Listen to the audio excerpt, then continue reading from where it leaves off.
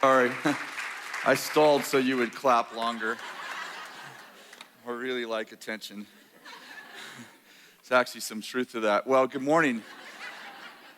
Thank you so much for being here. And this is really a dream come true for me and Janelle. Can we just thank Janelle? She put this whole thing together.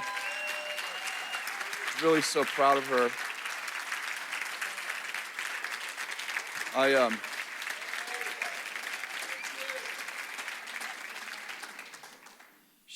She's just done a fantastic job just capturing the heart of this house, and she's just one of those very special people that you need to make a difference, right? Like, you know, if what you're doing doesn't need a team, what you're doing isn't God's plan. That's what I believe. If you can do it alone, you're not doing his thing. I just honestly believe that God has a plan for you that's absent of a team. So I think so much of what we do, our success is really in our ability to find the right people and put them around us. And I think so many times we hang around with people like us, and we actually need people who, I don't want to say don't like us, but aren't like us. And that's just such a secret, isn't it? It's just like finding people that are good at what you're not good at. I think sometimes that intimidates us to be around people who are really good at things we're not good at. But if we're gonna raise up world changers, we definitely have to get past our insecurity, right? And we have to realize that there's just nobody's good at everything. And so let's pray for a moment. And I don't think that clock's winding down unless I can't see it. I just want to make sure I don't go over time. Yeah. So, Father, we thank you for what you're doing today. We thank you, God, that you're raising up eagles' nests all over the world. Places where we can discover, train, equip, and deploy people. Lord, may you give us wisdom today and throughout this week as we interact with these incredible people who have a heart to build a nest for the great ones. Lord, I just bless what you're doing here today, and I pray that you would open up our hearts and our minds. Lord, that what we are doing would be world class, that we would be the best for the world. In Jesus' name. I thought it might be good if I just told you a little of our history. Maybe someone might, are you filming this? I don't know if you want that stuff up there. It's up to you. You're always telling me, don't want. I had to wear this, so if I have to wear this, you have to take that out of here.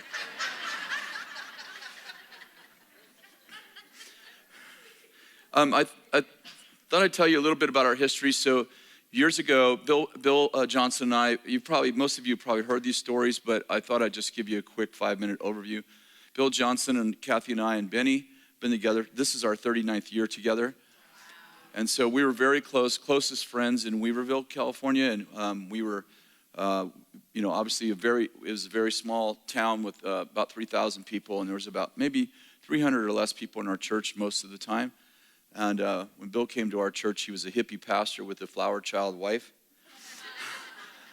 We immediately connected. We all got saved in the Jesus movement. So it was very beautiful. They had 2 boys and a girl, and we had 2 girls and a boy, and they were all the same ages. So our kids have dated.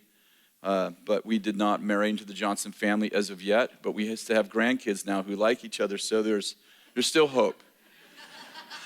And for about 15 years, we were the closest of friends. And then Bill started traveling more. And Kathy and I owned businesses, 9 businesses while we were in Weaverville.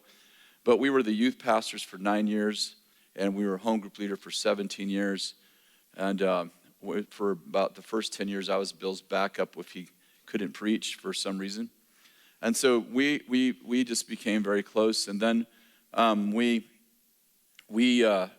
Bill and I went to, after Bill came to Bethel, we were separated for a couple of years. And there's a whole long story there. I'm not going to take the time to tell it because I want to make sure that I cover what I feel like the Lord's put in my heart for today.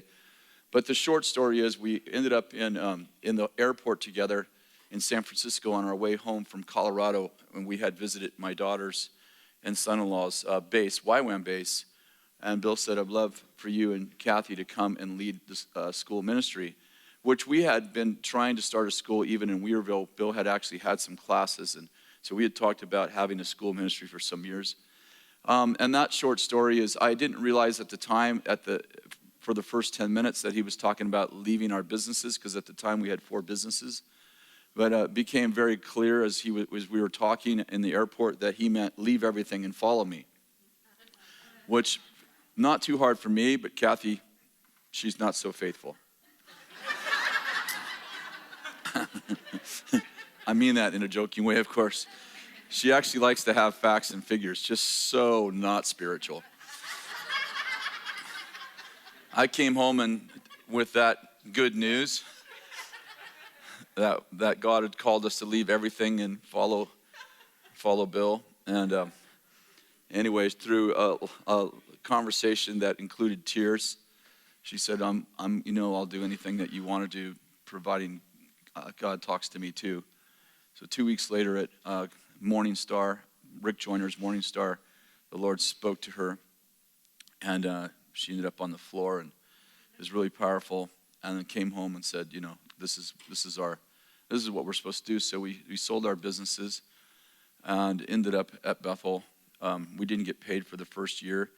We started, and we thought it was going to be fine because we sold our businesses, but the public corporation that bought us after we were here about, I think, 2 or 3 months, went bankrupt. And anyway, was not very fun. We went from thinking we were going to have $250,000 to live on to owing $1.8 million.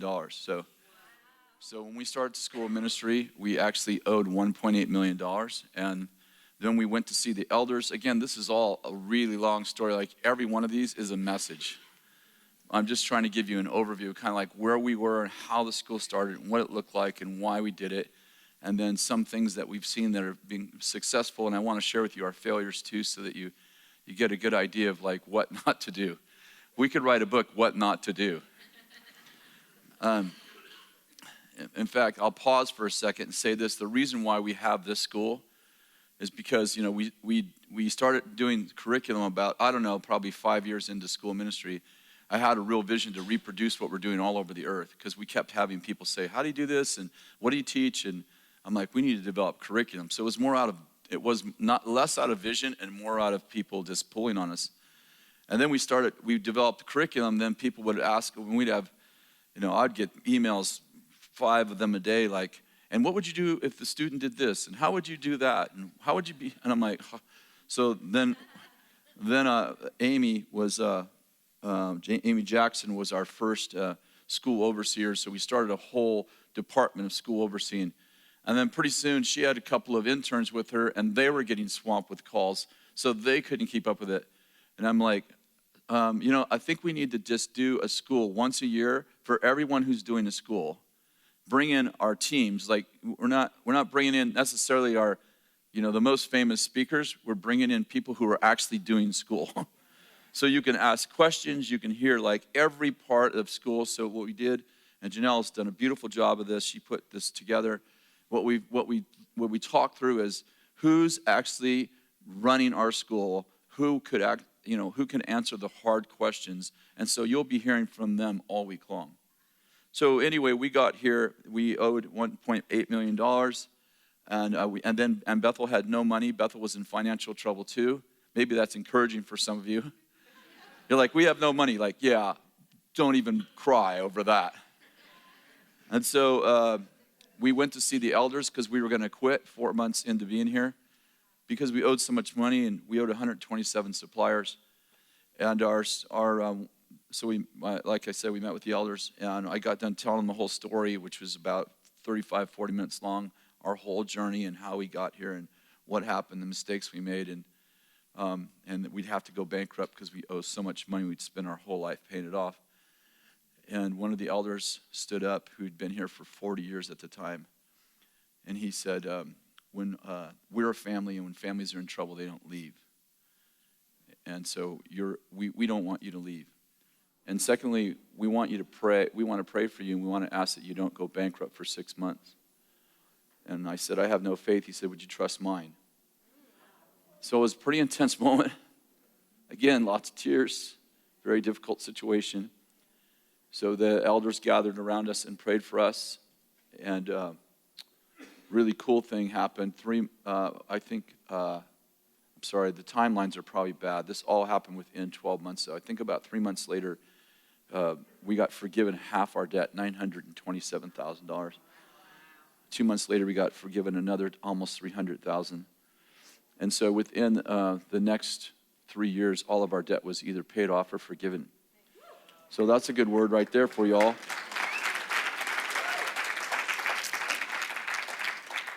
We spent 9 months developing the school. So before we started the school ministry, we were here for 9 months planning. There was about 5 of us on the planning team. And Bill gave us some core values. Bill is not a visionary, contrary to some popular opinion. Bill is a real purpose, presence-driven guy. And so I would go into, when I came the first week I was here, I sat with Bill and I said, what exactly do you want the school to look like? And instead of telling me what it looked like, he told me what he wanted to see happen. And so one of our main core values was that we were to do and teach. 1 John says that all that Jesus began to do and teach. And so Bill said, I want us to only teach things that we can do. Which that became the foundation for our 9 months of building. Okay, how do we demonstrate what we're articulating? So now, what we found is you can demonstrate about half of what you're articulating, but there's also theology and those kind of things that are really important to what we're doing, laying a foundation for what we're doing. In other words, a lot of what we're doing comes out of what we believe. And so some of those things are hard to demonstrate. But we began every session with the 5 of us dreaming on a whiteboard, okay, what is it we want to teach? How can we have an activation for that? And that was kind of our starting point. And it was it's kind of funny. It was 7 months into the school when I got the idea to add the word supernatural to our school. So there was no such thing that we'd ever heard of as a supernatural school. So I went in Bill's office one morning and I said, hey, I got this idea. Instead of calling it Bethel School of Ministry, how about if we call it Bethel School of Supernatural Ministry? I'll never forget Bill's expression. He's like, well, that'll distinguish us. I said, what do you think about that? He said, I need to think about that. And it was a few days later, he said, yeah, I think that would be good. And of course, what it did right away is it distinguished us as the crazies. Those are the crazies over there. And so a lot of people would just, call us and say, what does it mean, supernatural school ministry? And so, we had lots of different answers. In the early days, what supernatural school looked like. But so that was very fun. And of course, now everybody calls their schools such and such supernatural something, Angels School of Supernatural Ministry. But that was, that as far as we knew, no one had ever called their school a school of supernatural ministry. And so it's kind of a funny story in that so Kathy and I, we had no money at all. Like we were living in a little apartment. By the way, we lost our house in the middle of it. We didn't bankrupt, but we gave everything we could back to people. And so we lost our house. We lost everything but our 2 cars and our furniture. So that was pretty discouraging. The house that our kids grew up in that we actually built ourselves, we lost that house. And we ended up living in a little apartment. And I was, fighting off, as you can probably imagine, you build a business for 20 years and basically someone steals it from you, Wasn't very exciting. And at the same time that we're going through that, we're trying to build a school ministry. So, and then Bethel can't pay us, which was our agreement. And Bill said, when you start the school, you can take whatever there is from the school ministry as far as the tuitions, and you guys can get a paycheck. So we needed 32 students to take $1,000 each, which we figured we could live on $2,000 a month. And the day before school started, we had 18 students after working 9 months for free. So it was very discouraging. And the day we started, we had 37 students. And that year, we graduated 36 of our 37 students, which is pretty miraculous, really.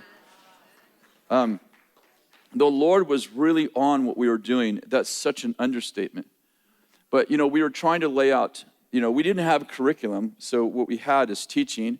And Bill, obviously Bill, Bill's a very spontaneous teacher. So if you ever watch Bill, he doesn't have notes. I mean, he doesn't, like, if you lean over and ask Bill what he's teaching 10 minutes before he's in the podium, I'd say 90%, 80% of the time he has no idea. So, it was very interesting, like, developing a school with this, the senior person at the time is like, doesn't know what he's going to teach when he gets in there. So not only do we not have curriculum, like, we had no idea what he was going to do. So we're like, okay, this is going to be good. And of course, he's always a fantastic teacher, so you can always trust that it's going to be amazing, even though you have no idea which direction he's going.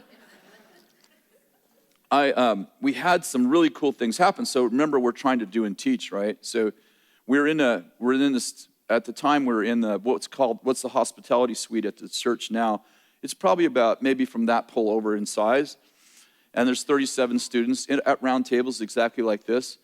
And it's kind of longer and narrower. So I'm in there and I'm waiting the first thing that happened is I'm teaching on the voice of the Lord. It's actually what turns into our prophetic training. It's before we actually had prophetic training, really. And I was talking about how God speaks through creation. And so I started reading this verse. It's Psalms 29. I'll read it to you real quickly. Ascribe to the Lord, O sons of the mighty. Ascribe to the Lord glory and strength. Ascribe to the Lord glory to his name. Worship the Lord in holy array. The voice of the Lord is upon the waters. The glory of the Lord thunders. When I said the glory of the Lord thunders, it wasn't raining. And all of a sudden, it just started thundering and lightning. At that verse. It thundered so long, we all laid on the floor because we were upstairs at the time. It wasn't insulated. And the lightning and thunder were like so loud, you couldn't hear. So we were all laying on the floor waiting for 40 minutes for the thunder to finish. And when the thunder finished, I finished reading Psalms 29. And that was the very first teaching I'd ever done. So that was pretty cool. I'm like, showing off here today, aren't you? And so I could tell you lots of stuff that happened then. It was really powerful. Things would happen. And I think it was like about a month into school, I was going to do this whole teaching on deliverance. And so I'm sitting in the back of the class preparing, just going over my notes, and and while I'm preparing, they have some of the students coming up and sharing testimonies. And so you know how you're kind of like halfway listening, but you're concentrating on. I was like going over my notes, making sure. It's the first time I ever taught it there, so I was just kind of getting everything organized, making sure I had it all down. And while I'm sitting at the back of the table, and the different ones are in line to share testimonies. Maybe there's like 3 or 4 testimonies, and then like the 5th one, this girl comes up, and instead of sharing a testimony, she says, I think there's a demon in me. And I'm like, you're waiting for the testimony, right? So about 2 minutes into it, I'm like, this doesn't sound like a testimony. So I put my pen down and I'm listening, and she's like, there's a demon in me and it makes me do things. And she's going on and on about being, I think she used the word even demon possessed. And one of my students is demon possessed. Crap. Hope she pays her bill,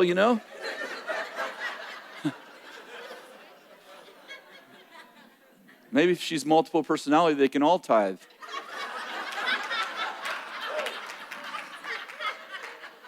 I actually wasn't thinking anything like that. I was listening to her, and so something just came over me. I'm sure that you probably had this experience before. And nothing I planned. It wasn't even 30 seconds before premeditated. I stood up and I said, and the Lord frees you.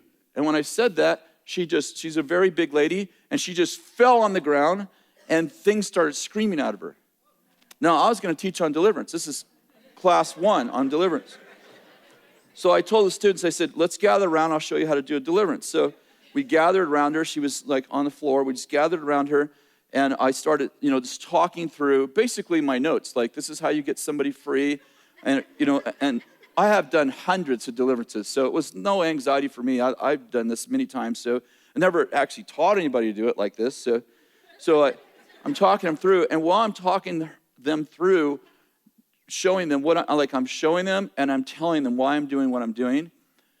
3 more people fall on the ground, full on grand mal seizure-like manifestations of demons.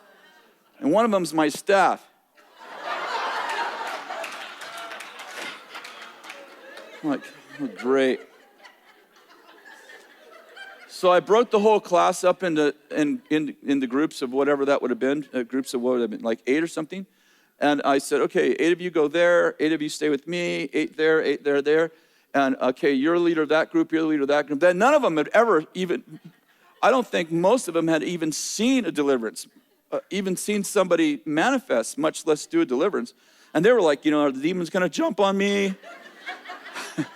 The sons of Sceva, they were like so afraid they were going to get, I'm like, oh, it's all good, And so I said to the other group leaders, I said, just do what I do and say what I say. And they're like, all right, so here's these people, now what was that would be like, there was 4 of them, there was 4 of them on the floor just like, and so we took the next 2 hours and we got all of them delivered, which is great. And then, it's good because that 100% isn't really I don't usually shoot that well, but it was just the grace of God, right? And the next day, 3 of them, two or three of them of the 4 testified about how God had freed them and how they'd had this all their life. And the girl that originally fell down, she became our children's pastor 2 years later. That's kind of cool. And so, one thing I just like to bring to this meeting is we want to, the school's got to be as much about impartation as it is about articulation. And there has to be demonstration. I'm not trying to make it rhyme. It's just those words work well in memory. We have to be thinking how do we actually demonstrate that there's got to be, I want to say the word, I don't know if it should be pressure or expectation, but there should be both of those on the leadership team to not just stand up there and day after day talk. We're not just trying to stand up there and day after day talk. Now, as our school's gotten larger, and I think we're 2,400 students now, obviously it's much harder. The demonstration part has gotten much harder, especially in the large meetings. And so for us, most of the demonstration, we do a demonstration with prophetic ministry. Deliverance is a little bit hard to do in that big of a group, although we did it this year. People fall down while I'm speaking, and we just take care of it right there. But, the revival groups have become more of the demonstration part. We have all of our whole, you'll hear lots more about this. I don't want to get into someone else's territory, but we broke our school up into groups of about 50 to 60. Some of them are have been as large as 70, but smaller groups where they take and their goal is to take what we're teaching and actually break it down into small pieces and make sure that people, first of all, understand it. So they do lots of questions and answers, but they also are under the direction and commission to actually make sure that what we're teaching happens in groups, that they experience the presence of God, the power of God, the beauty of God, the glory of God, and that things are actually happening in those groups. And so that's you probably, most of you won't have a school, at least initially, that's large enough where you need to break your school into, you can break your school into smaller groups, but not probably groups of 50. So most of your schools you can demonstrate in the room while you're teaching. And so I really want to exhort you that if you want a great school, anyone can get online. And in fact, we're going to have an online platform that I think is going to be really good. It's also going to help drive people to your schools, because you can't have a virtual relationship with God with virtual leaders and virtual experience. So but in the information age, there are so many supernatural schools, and to tell you the truth, and Janelle will probably tell you this, people are like, have you ever thought about having an online school? I mean, come on, man, I'm not that stupid.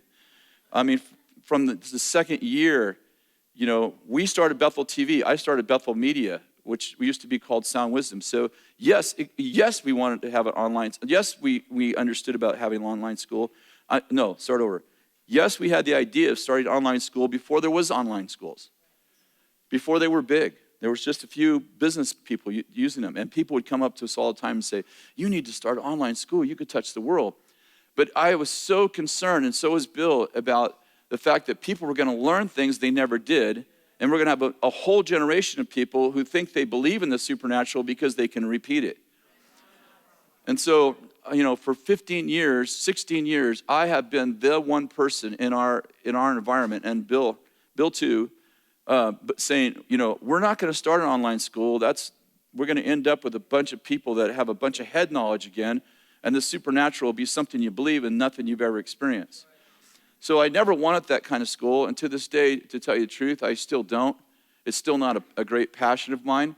But the truth is that now there's got to be 50 online schools, supernatural schools. Everybody's got supernatural everything. And a lot of what they're teaching, in my opinion, is just not good. And so I'm like, all right, well, we can let them do supernatural schools and teach our students that they're sinners, saved by grace, and that all kinds of weird stuff. And when you add the supernatural word to most things, it gets really mystical and weird.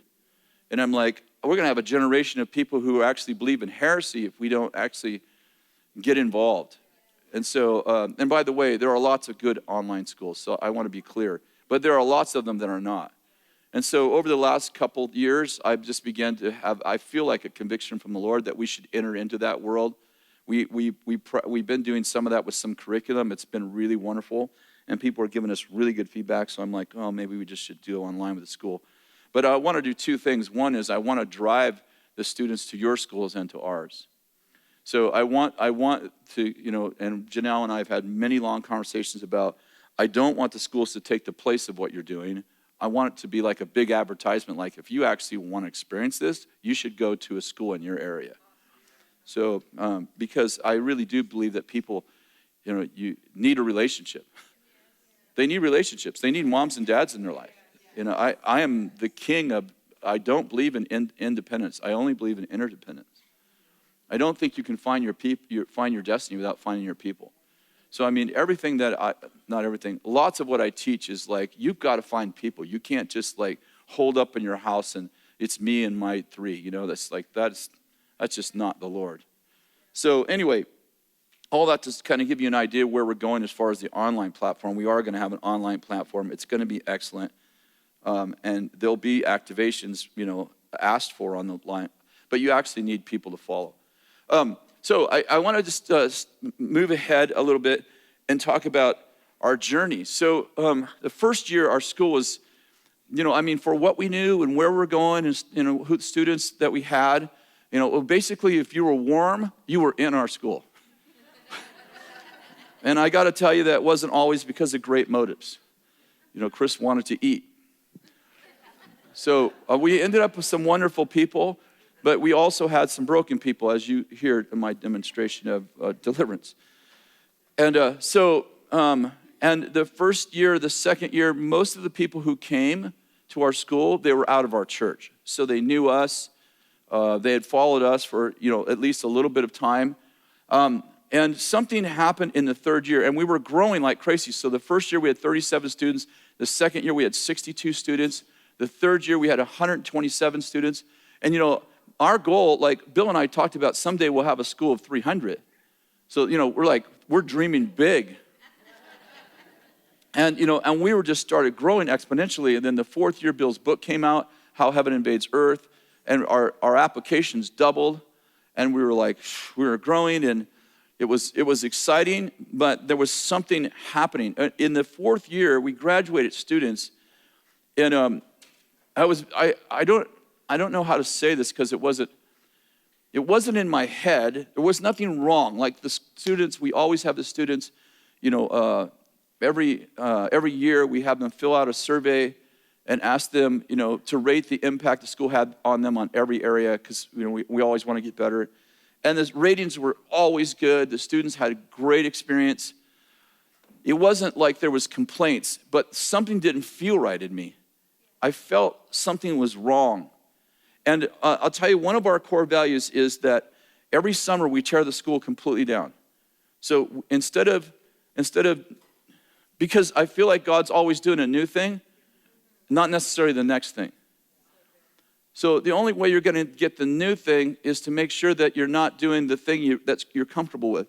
So every year we tear down the school and we start over, and obviously we end up with 95% of what we did the year before, but at least we knew this is still the current word.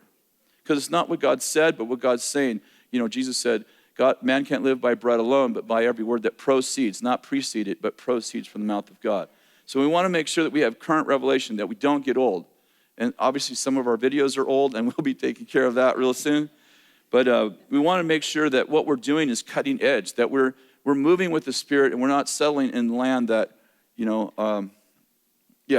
that's old manna. That's worm-eaten old manna. We want to have current revelation.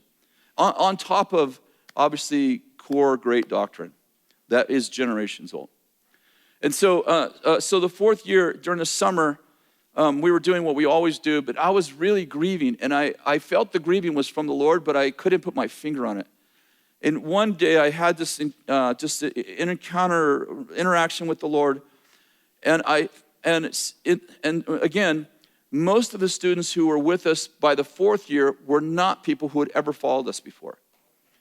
And we were emphasizing the do's of Jesus, the signs, the wonders, the miracles. And it was great. And so prophecy, deliverance, healing, all of that kind of stuff we were doing. We were spending lots of time on that. But I started recognizing in the fourth year, with this one encounter I had with the Lord, I felt like we taught people how to do things, but they didn't know who they were. The difference between the first 2 years and some of the third year is that those people were with us a long time, so they knew they were daughters and sons of God. But the people we were training in the fourth year, we didn't do much stuff on identity, and now we're training slaves, paupers, and sinners to act powerfully. And I began to realize, I'm like, wait a second, these people are behaving out of duty and not identity. So that year, everything I did, I tore down and started over. As you'll remember, I said the first month of school, in the first year, I was teaching deliverance. I was teaching prophecy the first day of school.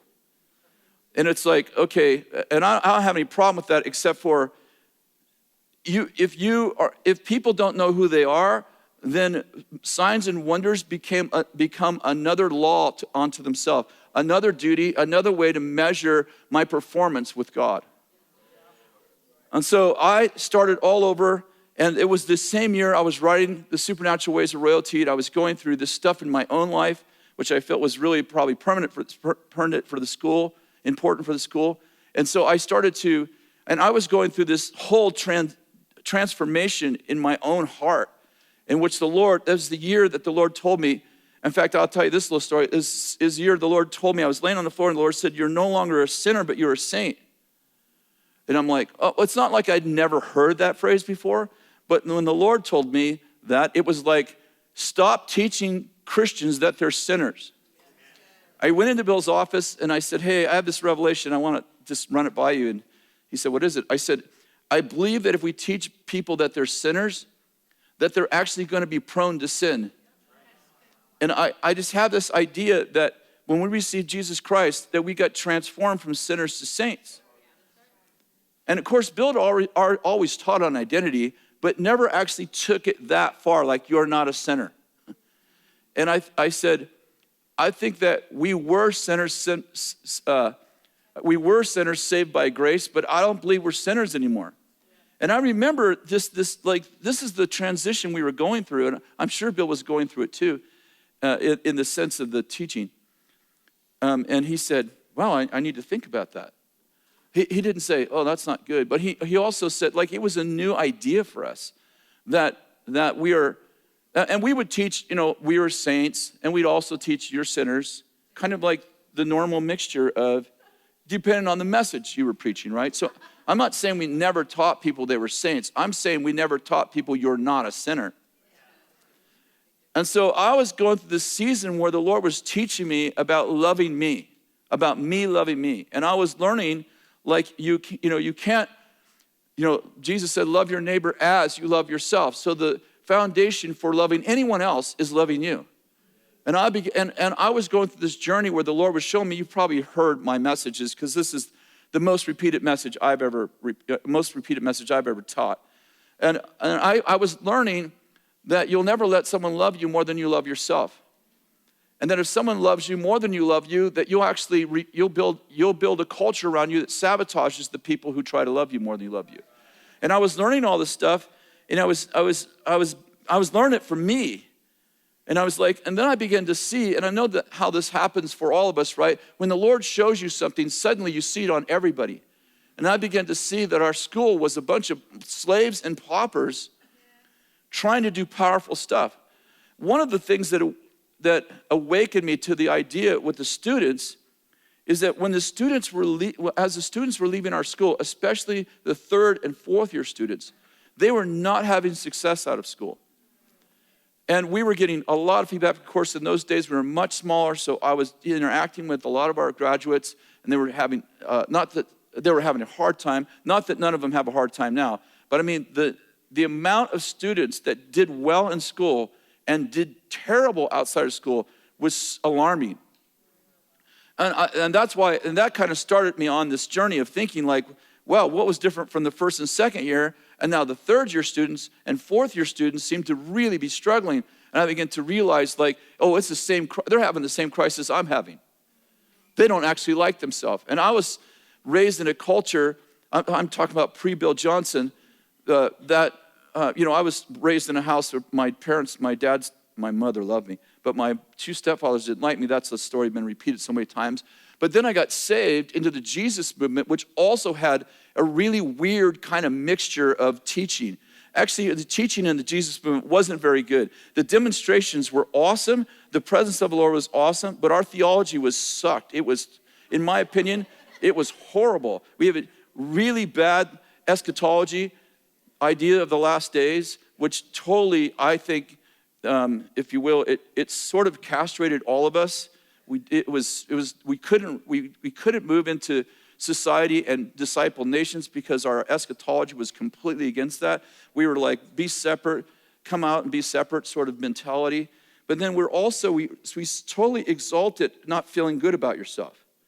So feeling good about yourself was like feeling good about yourself was arrogance and pride. And we talked about people who did that. And so, if you were going to say something good about yourself, you always had to say something bad first.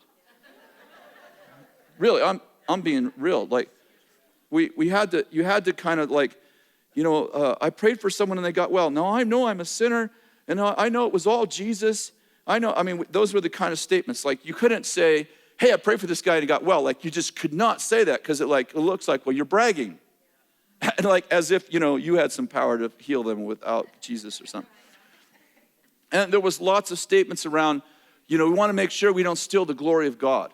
That was a much repeated statement in all of the culture I was raised in before Bill. And I would say this even in the early days of being with Bill, that the idea that you couldn't feel really good about yourself, like you'd feel okay, but you didn't want to feel really good about yourself because the devil fell through arrogance and pride, right? So you're always like, you could just squeak out a little like, this little lot of mine, it's mine. But then you just have to say something bad about yourself after that, And so I feel like I lay the foundation for our school. Bill comes in on a foundation and he just builds whatever he's going to build, and he's got some common themes, and you know the themes because he teaches them on Sunday: the presence of God, the power of God, the purity of God, all of those things he teaches. But I felt like it was in me to kind of like lay the foundation that all of us, the rest of our leaders, would build on. And so I took I one day sat down and I just laid out for myself, okay, I'm going to teach people about who are you. So I spent up to 3 months teaching them, you're a child of the King. Now, I got to tell you that they all think they're the child of the King when they walk in the door. They think they know that. And I guarantee you, out of 1,100 students or 1,200 students that are in first year this year, I would say 1,150 of them would say, I know who I am. And I guarantee you, by the third month, they would say they didn't know who they are. And I would say one of the most powerful things that happens in our school is not the miracles, it's the identity. And I have developed several messages, and so have our team, by the way. We all get involved now, of teaching our students, you're actually a child of the King. Like God is actually your daddy. In fact, he wants you to pray, Abba, Daddy. And I have figured out about 400 ways to say that. I go, look at it this way, look at it over here, look at it this way, look at it this way. And I can tell you when our students get it. It's usually between the second and third month. And sometimes it's like, have you ever seen a wave, like football? How they do the wave around the stadium? I have oftentimes watched the revelation, and I said revelation, spread like a wave as people break into tears. Some of them just begin to laugh. Their eyes open, they ask different questions when they get it. And it goes something like this, exaggerating to make a point. You mean I'm a child of God? You mean, Kris, I got a question. You mean God is my daddy? Yes. Excuse me.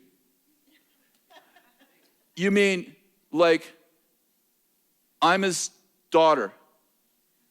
Yes. Like, no, I mean, I understand you said yes, but and we begin this process of the revelation is so huge, I actually can't fathom what just happened to me. I actually am having a struggle capturing the real essence of the revelation because it's too big. And suddenly things start to fall off me. I didn't even know were on me. And I watch it spread through the students. This happens every year. That sometimes I'll teach for a couple weeks and a couple will get it. But it usually takes a couple of months. Just, this is who you are. This is how much God loves you. You can't steal God's glory. John 17, Jesus prayed, God, the glory you've given me, give to them. Listen, when you emanate the glory of God, you're being a son or a daughter. Like when you look at Jesus, you're looking in a mirror. God was the painter, the artist. Jesus was the model. You're the painting. And I've developed so many different ways to say, if you believe you're a sinner, you'll sin by faith. If the devil can convince you that your do is your be, he doesn't have to bother you anymore.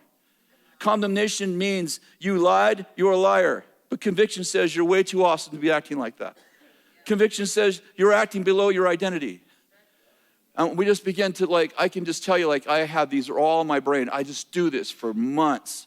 I tell stories, we read Bible stories, we bring people up to share testimonies, and I'm not leaving this subject until they get this is who I am. I can tell you everything in the room shifts when they get it. Everything changes. The questions change. The confidence changes. Sin habits begin to fall off of people. I'm not saying we don't have problems after that. I don't want to make any exaggeration. But I can tell you that when you realize that your bad doing, it has nothing to do with who you are. Things happen. The prodigal son story in the Greek goes like this. And when he came to himself, he went home. And so we just began to give people permission. Actually, I think the most powerful thing, or one of the most powerful things that happens, is we give people permission to actually feel good about themselves. It's like we create a culture of the goal is greatness. Whoever wants to be great among you must be the servant of all. The goal is still to be great. Like how to get there? Your seat of servanthood becomes your throne of destiny. But the point, Jesus didn't say, don't be great. He said, here's the way to get there. I mean, think about it. 12 guys are hanging around with Jesus. What are they all arguing about? All arguing about. Who's the greatest? Do you think about that? They're all arguing about who's the greatest. And Jesus teaches them humility. He doesn't teach them that's the wrong goal. I love that Jesus has a problem. The problem he has with his disciples is they're all dealing with competing with one another. And you would think that Jesus would work it out in his culture. Like, for instance, when he goes to the Mount Transfiguration, he takes Peter, James, and John. But the crazy thing is, when he raises the dead girl, he only brings Peter, James, and John. And it says, and he made the others stay outside. And what I'm getting at is he leaves the same 9 people outside when he knows they're competing. You know, in our life, if we had kids who were competing, we'd be like, let's make it fair. See, Jesus created a culture of greatness. He didn't reduce the culture so people would stop competing like we do. We're all equal. No, I'm sorry, you haven't come to a round table. You've come to a rectangular table. There are levels of honor. If you come in and you take the seat and someone more distinguished than you comes in, how many know there are people who are more distinguished than you? And so the point is that you were born to be great. So I do that until, sometimes I just do it for 2 months. Sometimes I do it for 3. It's like I'm not stuck on a calendar.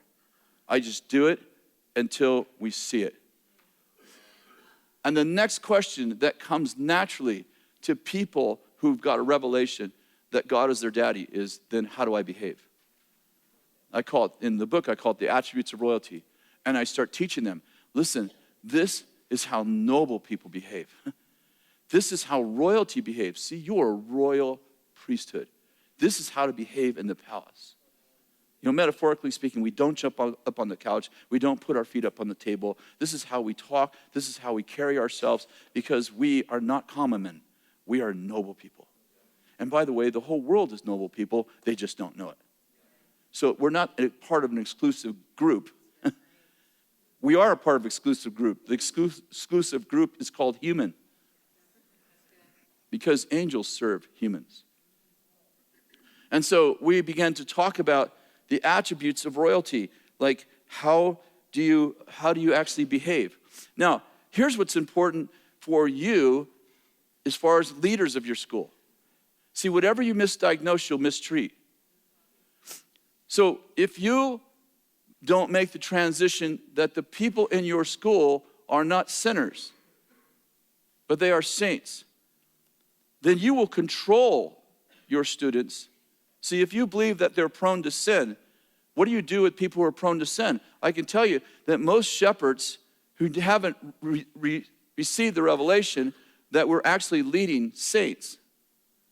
Paul said, while we were yet sinners, Christ died for us. And the connotation is, when we didn't deserve it, he died for us. The connotation is, we do now. And what I'm getting at is that if we misdiagnose our people, because how many understand how you lead is determined by who you're leading and who's leading. So if you don't realize that the people you're leading are saints, they are prone to righteousness. In fact, Jesus said that they are the righteousness of God in Christ Jesus. Paul said it throughout the scriptures, that they are actually the righteousness of God in Christ Jesus. In other words, the way I see our people determines how I'm going to lead them. We have to be careful, because we're in the trenches with these people a lot. I mean, you know, there's not a lot of deeper, intimate relationships than actually leading a class every day, when you're involved every day in their stuff. And you know that the people that get the most attention are the people that do something wrong and people who do something extraordinarily right. Everybody else, and if you get people that do a lot of things wrong, it can really take the edge off of who you're leading. I just really want to warn you, especially most of you probably aren't going to have big staffs, so I am pretty isolated from my students in the sense that I don't do any of the discipline anymore. I'm not involved in any counseling. My students aren't allowed to come and ask for a counseling appointment with me. I mean, you can imagine I wouldn't have time to breathe if I did that. But I remember when I did. And what I'm getting at is most of you are in the trenches with your students. And so you can know them after the flesh and not know them after the spirit. Really easily, if you don't use the gift of distinguishing of spirits. And by the way, the gift of distinguishing of spirits is the most important part of distinguishing of spirits isn't distinguishing evil spirits. It's distinguishing human spirits so that you know your students after the Spirit and not after the flesh. I would really encourage you, when you're having a problem with a student, that you step back with some of your team and say, who is this person? And you begin to remind yourself before you step into another meeting with them, who is it that you're actually leading? Because some of the most powerful people in the Bible had really poor character at some point in their life. I mean, Peter, Judas denied Christ, and Peter denied Christ 3 times, and one hung himself, and the other became the head of the church. So, we have to teach our students how to fail successfully. A lot of our students are like Peter. They just keep screwing up and screwing up and screwing up. And if we're not careful, we think they're a screw up. There's a big difference between leading someone who messes up and leading someone who is a screw up. It's really important that we don't put that identity on people. And by the way, this is a good time to say this. Do not name people after some bad character in the Bible. Don't even allude to, well, they have a Jezebel spirit. That's an Absalom. Don't let that come out of your mouth. I'm telling you, I've done it. So, it's like as soon as you name them the name of an enemy, you are not redemptively dealing with them. And by the way, as soon as you think they're an enemy, you need to get a break and let someone else deal with them. Because you're not calling them up to their identity, you're pulling them down into their behavior. And that's their problem.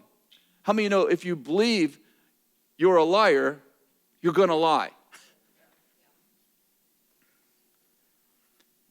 I'll say this, I love AA.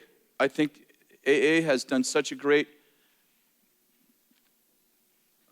they've really helped a lot of families. I wish my first stepfather, who was an alcoholic from the standpoint of his behavior, would have got involved. Because at least they keep people from drinking.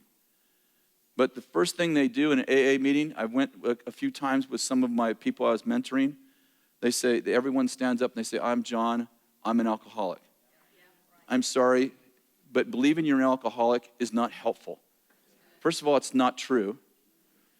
But you'll always create the environment around you that you believe you have within you. If you think you're an alcoholic, I guarantee you, it's going to take 12 steps and 40 people to keep you from doing your beat. So when we're dealing with our students, we have to deal with them from the standpoint of what God says about them. And so sometimes you got to get a break from a student who's continually doing stupid stuff. You have to remind yourself or put somebody in there that believes in them. I can tell you to this very day, I even have staff members that I struggle with. We have a staff of almost 700, 300 interns leading. So, it's not everybody enjoys everybody. And what I've learned to do most of the time, I'm pretty good at this. I would say I'm a B. I get a B for this. When I have a continual problem with a staff member, and I start to feel like I am actually talking to them through their poor whatever, I give them to someone else. I'm like, Dan, I think you should deal with them. I think I'm pulling them back into their stuff. And so all of that to say, if you think you're leading sinners, you'll treat them like people who need to be controlled. And you can have the most powerful teaching, but if your idea of your people is we leave them alone, they'll screw up. You will screw up your culture. I could tell you, I've been to lots and lots of schools, and in the earlier days, I used to speak at a lot of our schools. Obviously, hard to do that now, but they're teaching the right stuff, but the culture is totally twisted. And I will take over the years, the early years, I would take a lot of the leaders of those schools that are planting schools, and I would say, what do you think about your students? Who are your students? Well, they're just young, and I'm like, I understand all that. I'm asking you to tell me who they are after the Spirit.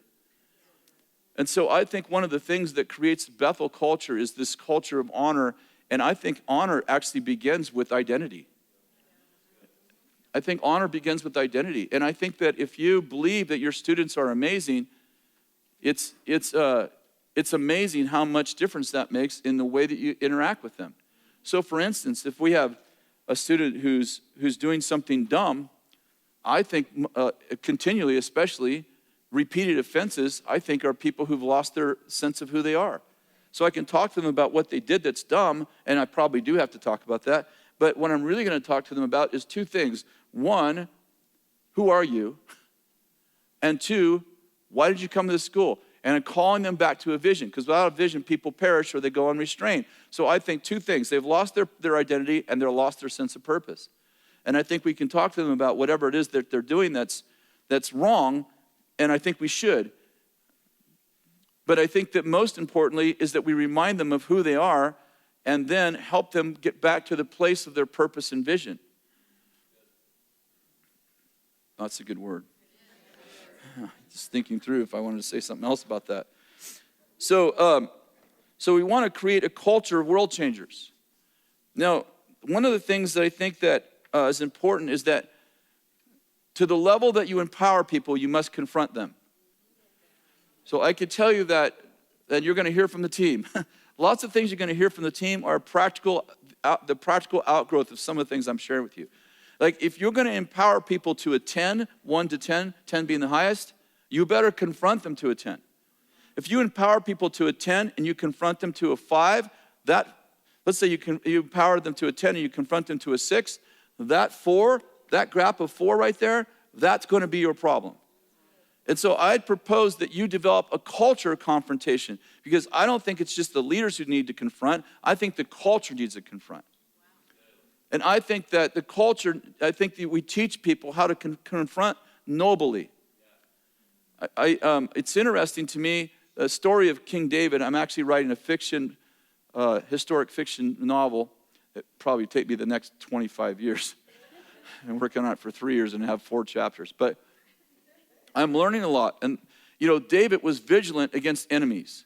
He's famous for killing Goliath and, all the crazy stuff he did. But the Bible gives this commentary of David. He never confronted his sons. You know why he didn't confront his sons? John Paul Jackson told me this when he was alive. I was telling John Paul about this revelation I got, that we need to confront people to the level that we could empower them. And I told him this story about David. It was interesting because the Lord had already been speaking to him about that. He said, do you know why David didn't confront his sons? I said, no. He said, because his spiritual father, Saul, abused David with his authority. So David, instead of responding, reacted and did the opposite and never confronted his sons. And thus, David had 3 sons who usurped his throne. The most famous is Absalom, but also Adoniah, and I'm sorry, I forgot the name of his 3rd son. But that all usurped his throne. You know why? Because David never confronted his sons. His commander-in-chief, Joab, you'll remember Joab. Joab killed the Israeli leader who brought the other 11 tribes to David. And Joab puts his arms around him and kills him in peacetime. And it says David was angry and rebuked Joab, but he remained his commander. And Joab remained not loyal to David his entire life. And when Adoniah pronounced himself king, Joab was with him. That's the nature of Joab. And what I'm getting at is this: if you empower your students, but you don't confront them, then you will actually create a culture of Absaloms. It won't be their problem, it'll be yours. So now, when I talk about confronting, and again, the team's going to give you much better information on this.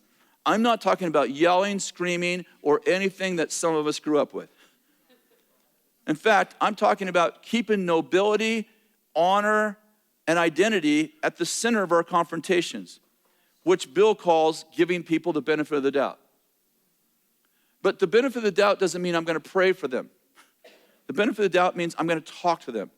Matthew 6 and Matthew 18 make it clear if you have something going on with your brother, you're to go talk to them. Not talk to 15 people, talk to them. And so we create a culture where we say things like this. Like this is one of our standard confrontations. When you did such and such, which you think was not positive, what were you thinking?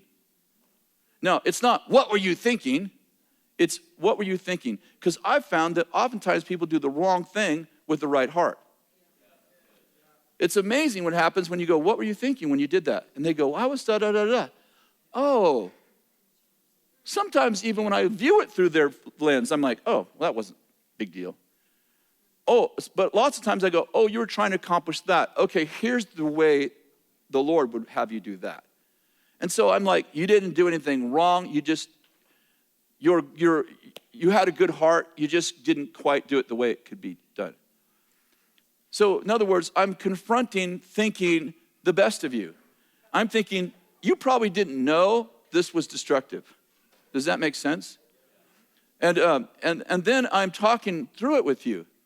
And if you really did do something wrong that really didn't have a good motive, I'm putting some accountability with you, because that you may have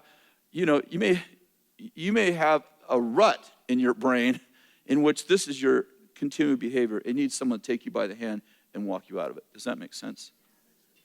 So when we're training people, this is another good thing. Like, it's not practice that makes perfect. It's perfect practice that makes perfect. It's not helpful when people prophesy. We have people prophesy and they do something wrong in their prophecy, and we don't talk to them about it. So we call it creating a culture of coaches and refs. So we say, listen, in fact, I like to describe this whenever we're going to do an activation the first time. I say, okay, let me just tell you, like, how many of you ever played basketball or soccer? Most are going to raise their hand. I'm saying, okay, so you can go down to the park and play soccer or basketball with your friends. We call it pickup games. That's one thing. But if you're going to play on a team, you have a coach and you have referees. This is not a free-for-all. You've come here to learn things that you didn't know, which means you've entrusted us to teach you the things you don't know. So when you do something, you're going to have coaches who go, hey, wait, let's shoot that differently. Oh, I made the basket. Yeah, there's lots of ways to make a basket, but if you want to be consistent, then there's some form you need. The same thing with referees. We're like, whoa, that's out of bounds. So we have a culture, for instance, that we say we're looking for treasure. Like, prophecy is always encouraging, exhorting, and comforting. Now, if you have some other idea about that, and I can understand where you get that from the scriptures, I really want to challenge you. Like, at least establish your culture on encouraging, exhorting, comforting. If you want your students to be able to correct and direct people, which I don't allow my students to do, then I would wait till you make sure. I would teach them encouraging, exhorting, comforting, and then I would let a few students who you think are typically positive, encouraging people, let them correct people. In other words, I don't want correction to be our culture. I see some correction in the New Testament. I'm not dumb. I run a school of the prophets every year. Been doing this a long time. And inevitably people are like, oh, you're not letting us correct people. It's like, no, I'm not letting you correct people. Right. Because I have 2,000 of you in our city. And when you correct people, I have to take responsibility for it. And frankly, I don't want to empower you to that level. So, we have a culture where our students aren't allowed to correct people.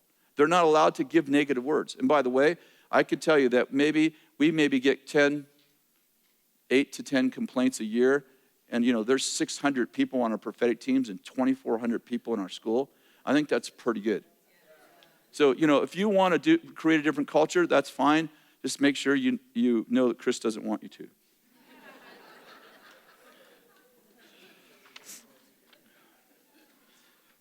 So I think that you should explain the culture to your students that very early on, that this is a culture of coaches and refs. So when we go, whoa, let's try that prophecy again. Let me give you some instruction on that. That they don't feel like, because, I find that most of our students, we get the most supernatural students. Like the students we get, they were the famous champions in their church. They're not famous champions in our church. We have thousands of you. So in their church, oftentimes they stand up and give a word, and the pastor's just like, well, they're the most, they must be right. I'm like, no, we don't assume we don't make assumptions like that. You're here to learn. I'm listening to your word. I'm listening to your motive. I'm trying to figure out what lens you're sharing through. Like, if you have the same kind of words all the time, I'm like, maybe you got a broken lens. Maybe you're not seeing the world clearly. And tell my students, if I listen to you for half an hour prophesy, I learn more about you than I learn about the person you're prophesying to. Because we tend to see people not as they are, but as we are. So I'm saying that the goal is to grow them. They have to know, and when the coach stops the play and goes, hey, let's rerun that play, nobody walks off the court and goes, I'm just taking my ball and going home. You're on a team here. This is a real team. This is what we're doing. So they have to know, like, you're trying to help them. Like, you're here to coach them.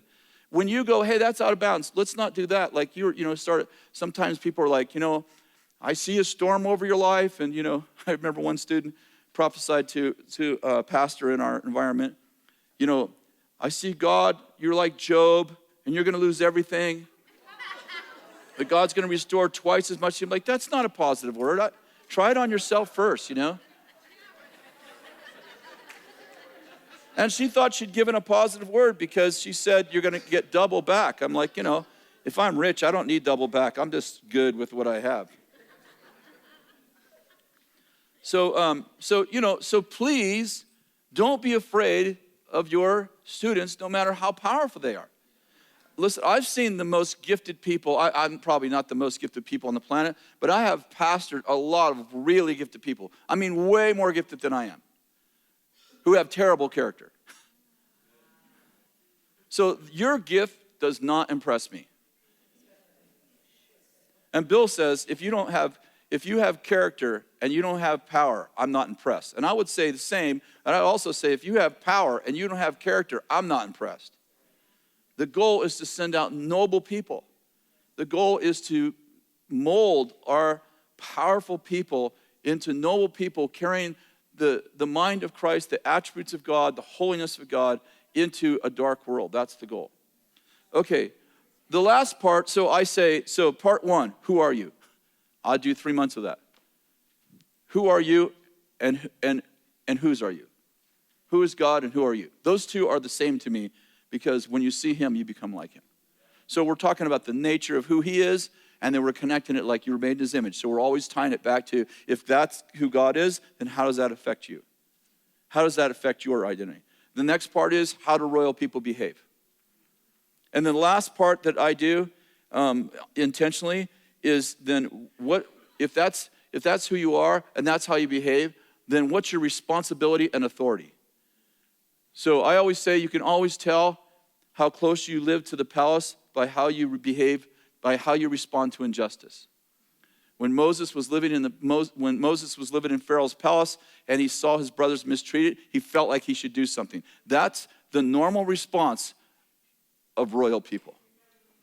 When I actually know who I am, whose I am, and understand that I was born for nobility, then I see injustice, I automatically feel like I'm supposed to do something about this. Why? Because I'm a child of a king. I'm not a child of a president. I'm a child of a king. I'm raised in the royal palace. And one of my jobs isn't just to sip suds with the king. One of my jobs is to help undo injustice, whether it's spiritual injustice through demons and sickness and disease, or whether it's social injustice. Like, our people should feel charged when they see injustice around them. And by the way, oftentimes, what they're supposed to do is determined by the way they see the world. I say, whoever God is to you, he'll be through you. So when our students are like, I just see, I see like women being mistreated and and I just wonder, when someone's going to do something about that. Well, I don't stay up at night thinking about that. But if you do, you can tell where you're called. That's what you're seeing from the windows of the castle, and that's what you're supposed to be doing. So it's the most repeated verse in Esther. What if you were born for a time like this? And so it's not just about hanging out and being beautiful in the castle, and entertaining the king. It's about, what was I born to do? And so I spent a lot of time in the last part of the school year talking about this is your responsibility and this is your authority. Jesus didn't say pray for the sick. He said heal the sick. And I've heard people say, I can't heal the sick, only Jesus can. Well, actually Jesus said heal the sick. So you must be able to either that or he gave you a commandment that you can't do. You do carry authority that you don't know you carry. It's really important that our students understand that their relationship with the Father gives them untold authority. Crazy authority. So the idea, Jesus does everything. He can do everything. He's all powerful, but he's told me to do it. People ask questions. You know, one of the most repeated questions asked by people who don't know God and don't want to know God is, if there's a loving God, then why is there da, da, da, da, da? I don't know. Why is there? The heavens, the highest heavens belong to the Lord, but the earth has been given to the sons of men. So the question is, why do you let that happen? Because how many know God's in charge, but he's not in control? He's put you in control. He said, make disciples of nations. I know this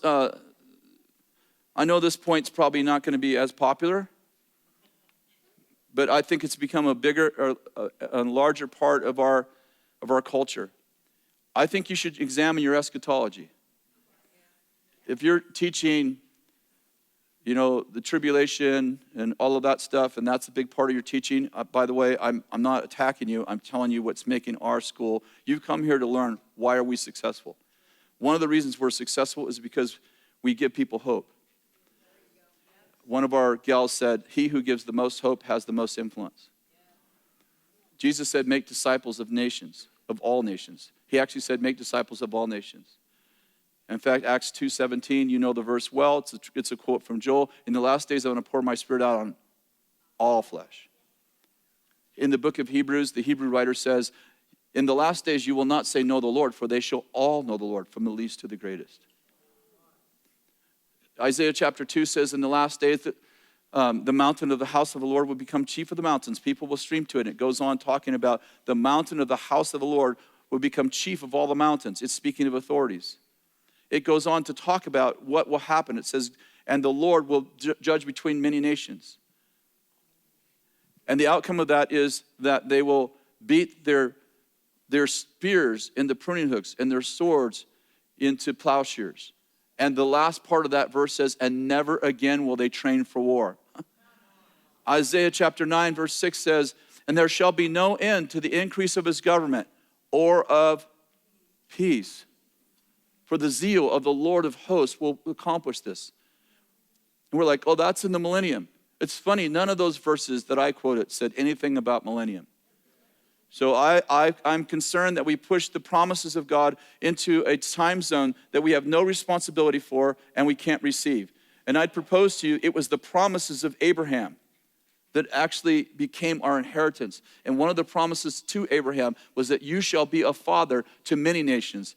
Abraham wasn't the father of Israel. Jacob was the father of Israel. Abraham was the father of many nations, including Israel. And by the way, chapter 4 says, and so shall his descendants be, the father of nations. These are things we should think through. If you want a different eschatology, just realize that what you believe about the end is going to determine how people behave in the middle. If you're still singing this little light of mine, you've got the wrong eschatology and theology. You don't have a little light. Malachi 4 says, the Son, S-U-N, of righteousness shall rise upon you, healing in his wings. The Son. You don't have a little light. You have the Son. I'm saying that song came from a wrong core value about who you are and whose you are.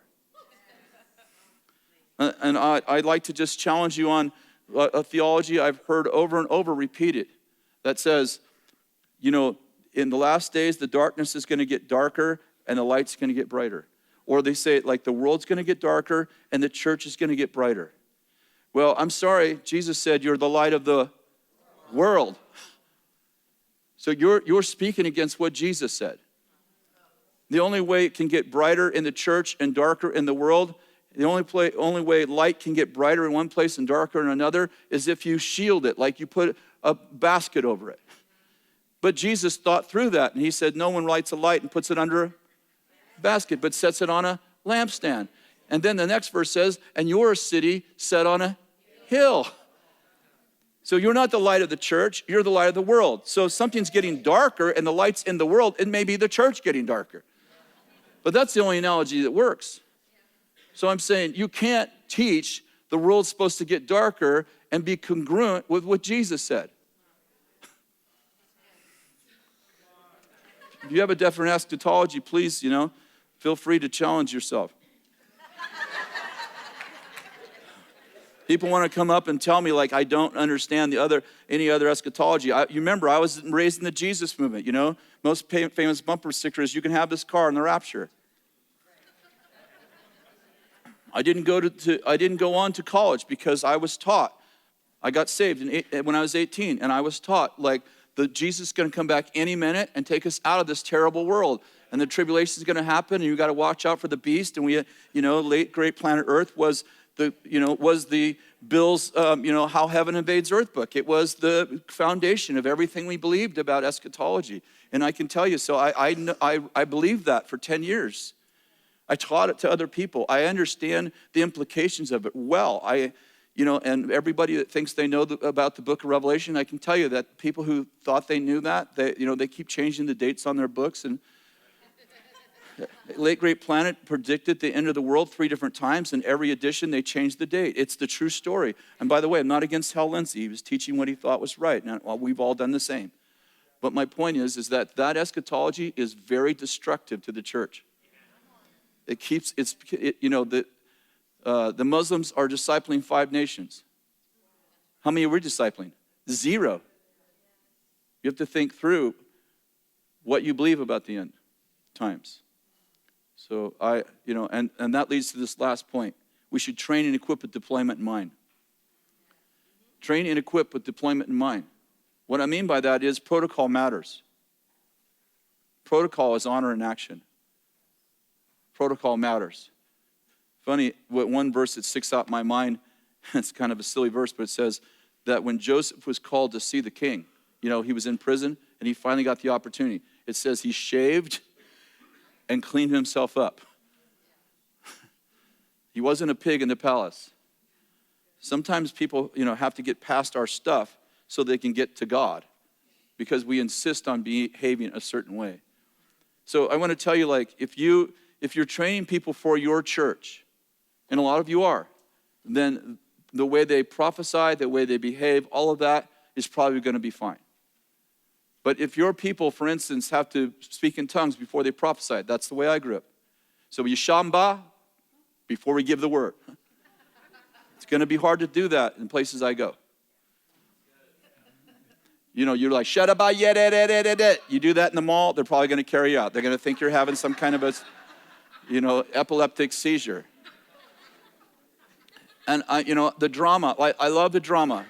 I listen, I know I'm being funny because I was raised in all of it. I was with the Jesus people, then I was with the charismatics, then I was with the Pentecostals, and then I was with the mixture of all of them. So as far as the waves of the Spirit that have inspired prophecy, I've been in all 4 waves. And none of it's been bad. Well, of course, some of it's been bad, but none of the culture's bad. It's just a culture. When you're in Russia, you behave a certain way. When you're in England, you behave a certain way. The United States has their own way. None of it's, in my opinion, mostly bad. It's just a culture. So, if your people, if they have to manifest, you know what I'm saying? Like, the Lord says, I've been in all of that. I know it all. I know all of that. I understand what it's like to sound like Shakespeare. It's how we prophesied. When you prophesied, you shifted to Shakespeare.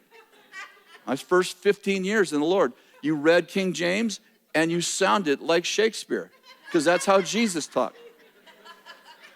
And listen, it's funny. It all works fine in the church, in your church.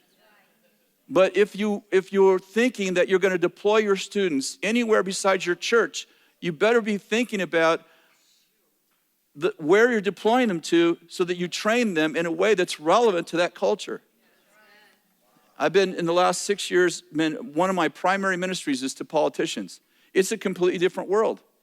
I'm having to learn core values, another level of confidentiality, even social networking. I don't put pictures of politicians on my webpage because they get associated to Bethel and all their craziness and all my craziness. And it's like, in honor, I have to learn there are certain things I don't do in that world. And so, I'm teaching, so I don't grab a student out of my prophetic teams and take them to DC with me. I'm like, they get more training before we go into that palace, because you can't even do stuff that you can do at the Walmart at the palace. They have to dress up. Ladies have to be very modest in their dress. And all of that doesn't matter to me unless I'm taking you there. And, and I can't, we're not practicing on the politicians. We're not you can't make mistakes there. They don't have some of the stuff I teach on prophecy is they need to judge the prophecies. It's most of them aren't Christians. You're like, hey, that one might not have been right. Maybe just think about that one. That first one I gave you, that one went, whoa, I got the Holy Ghost on that one. It's all funny for us, but not so funny to them. So I'm simply saying that you need to be thinking about where you're deploying them to. I'd propose that some of you are deploying people places you've never been. So I would do a little research, what's okay there? What is protocol there? I remember when we first started reaching in the political world in a proactive way, that we brought this gal in who served President Bush for 4 years as his PA, and I had her speak to our team. I was flabbergasted that I had spoken to several politicians without keeping any of that protocol. And so, things like you don't bring politicians gifts, it seems like a bribe. You can't do that kind of stuff. Things you think are honoring are not okay there. So there's just, I'm actually not talking so much about protocol as I am about deployment. So where are your students going to be deployed? I was in one of our satellite schools, a school that was just using our stuff. Really good school. And I was teaching there. And before I was taught, the leader of the school was bringing some students up, and they were sharing some testimonies from their outreach they did the day before. And they said, yeah, we got kicked out of the mall. And they were sharing about how they went in the mall and they were, healing the sick and whatever they were doing. And the security, actually had to usher them out of the mall. There was 20 of them. And the students started clapping. Well, my piss meter just...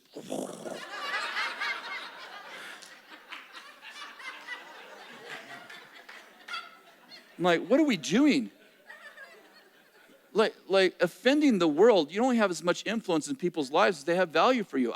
That's not a victory. You went in and offended our city. Now, I don't mind offending people. I'm probably the one of the most offensive guy when it comes to abortion. I'm not going to pull punches. That's the worst Holocaust in the history of the modern world. And I'm going to tell it how it is. Now, I'm going to say it kindly to different people. I'm going to say it different ways, of course. But I'm not going to back off on that. If some politician doesn't want me in there because he knows I'm ultra pro-life, that's okay. I'm fine with that. If some president doesn't want me in his office because I'm pro-life, I'm fine with that. But I have proactively thought through that. But I am not running around trying to offend people on purpose. I used to do that. It's just stupid. And you narrow yourself down to a little pond called the charismatic, supernatural, very ultra conservative, nobody listens to you church. In your little pond thinking you're changing the world. You're changing your 12 disciples. That's all you're doing. So I'm like, if you want to make a difference, then you need to just be thinking through the deployment. So, I teach our students, don't shamba before you prophesy. Well, I think I have to. Well, show me in the Bible where you have to.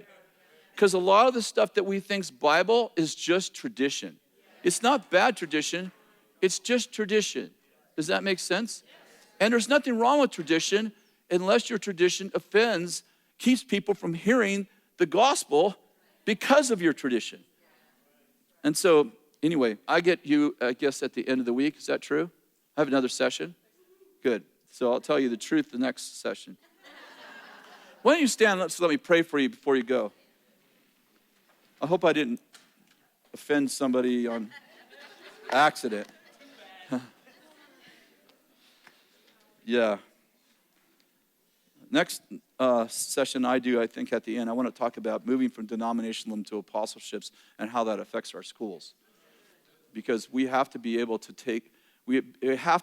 let people think, and that means we have to learn how to receive different opinions. And it may not be our opinion, we may not agree with it, but it doesn't affect our ability to love people and value them. So Lord, I thank you for what you're doing this morning. And I pray that out of this school would come an amazing movement all over the world, that wonders and signs and miracles and the love of God would seep into the darkest places of the planet. And literally the sun of righteousness would rise in darkness. And those who in darkness would see a great light. In Jesus' name. Everybody said, I receive that for myself. Amen. Thank you so much. God bless you.